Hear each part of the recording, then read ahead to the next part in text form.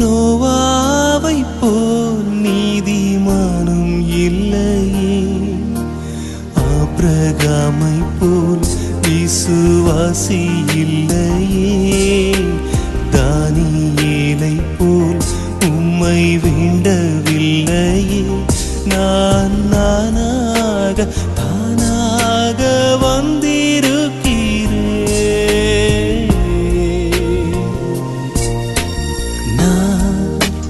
நானாகவே வந்திருக்கிறேன். பிரசன்னத்தில் வந்து நிற்கிறேன்.